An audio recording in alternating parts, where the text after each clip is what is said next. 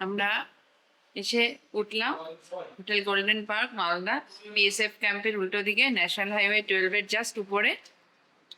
কলকাতা থেকে শিলিগুড়ি যাওয়ার রাস্তায় পড়বে, আসার সময় ইউটার্ন নিতে হবে, হোটেলের সামনেই ইউটার্ন আছে। আমরা এর আগেও এখানে ছিলাম। ভীষণ ভালো সেফ পার্কিংওয়ালা হোটেল এবং ভিতর ভীষণ ভালো হোটেল। হোটেলে ঢোকার মুখে একটা মন্দিরও আছে, খুব সুন্দর হোটেলটা। ক্রিসমাসের জন্য আরো সুন্দর করে সাজিয়েছে। এদিকে রেস্টুরেন্ট আছে। আমরা এসে উঠলাম হোটেল গোল্ডেন পার্ক হোটেলে। এই হোটেলে আমরা 3rd ফ্লোরে আছি, রুম নাম্বার 307। আসুন দেখে নি রুমটা। ঢুকে ফার্স্টে একটা লাগেজ রাখার জায়গা, ওরা স্যান্ডেল প্রোভাইড করেছে। ওয়াশরুম বেশ বড়, সবকিছুই আছে। Hair dryer, toiletries, towel, western commode, central geyser. এরপর একটা ওয়ার্ড্রপ, এখানে একটা ব্ল্যাঙ্কেট রাখা আছে।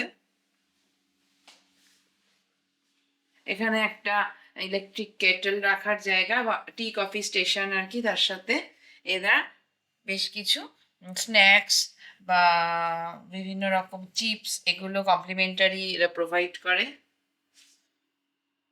টি কফি স্যাশে আছে, 2 litre complimentary mineral water, mini fridge, একটা মিরর, স্মার্ট টিভি, একটা বড় সেন্টার টেবিল, এটা ওয়ার্ক স্টেশন। এখানে একদম একটা বড় ফিক্সড উইন্ডো, এই সামনেই বিএসএফ ক্যাম্প।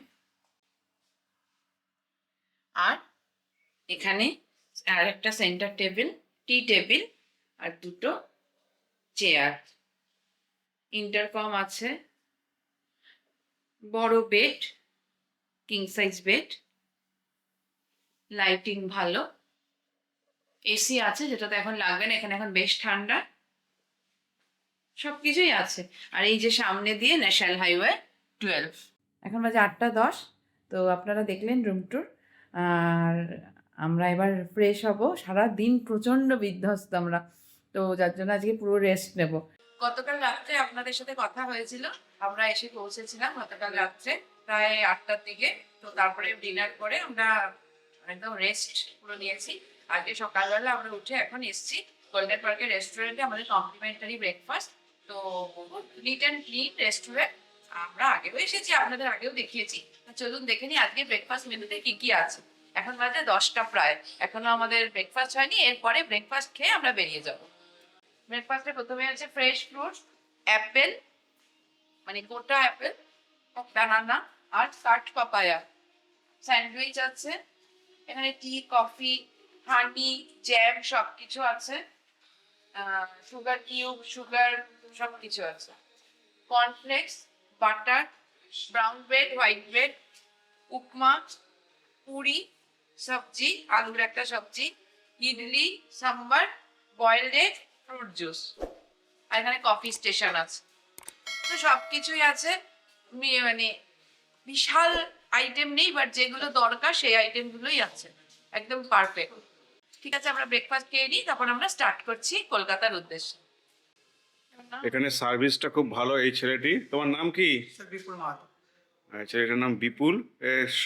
আমরা যখন থেকে এখানে এসে বসেছি তখন থেকে কি লাগবে কি লাগবে সব একদম বারবার করে এসে জিজ্ঞাসা করে যাচ্ছে। অসাধারণ সার্ভিস তোমাদের, খুব ভালো সার্ভিস। আমরা লোকাল গেস্টদের আমরা অ্যালাউ করি না। লোকাল যারা মালদার, যারা লোকাল আইডি কার্ডে আমরা দেই না। আর আমাদের আরেকটা ইম্পর্টেন্ট জিনিস, যেটা আনম্যারিড কাপল দেওয়া হয় না। ঠিক আছে, ম্যাক্সিমাম যারা কলকাতা থেকে বাই রোডে নর্থ বেঙ্গলের দিকে যায়, তো ম্যাক্সিমাম 80% সব এখানে স্টে করে।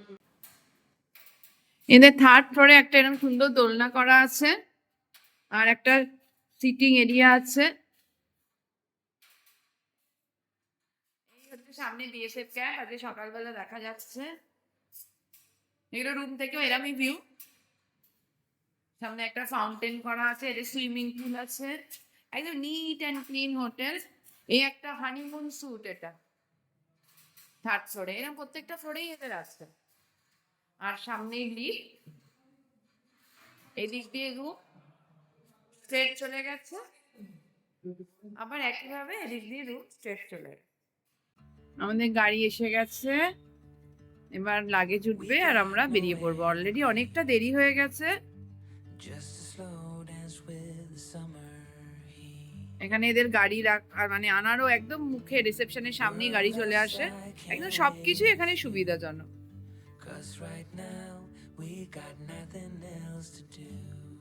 সারা all set? The sun is peeking through the cotton white blinds. Your hands still tangled up in mine. Feet on the wall, your head on me, floating easy. We got nowhere to be. Got nowhere. এই আমরা বেরিয়ে যাচ্ছি, বেরিয়েই এখানে cutting আছে, ওখান থেকেই আবার উল্টো দিকের রাস্তা ধরা যাবে। একটু কশাসলি করতে হবে, হুসহুস করে গাড়ি আসছে, বাট ঠিকঠাক একদম। অনেক বড় কাটা। এই hotel bye bye golden park. এখন বাজে 10:59, মানে 11টা দেখাচ্ছে। পৌঁছাতে লাগবে 7 ঘন্টা 18 মিনিট। তো 6:17, তার মধ্যে আমাদের খাবার দাবার খেতে হবে, সবকিছু করতে হবে। মোটামুটি 8টা ধরে রাখলাম।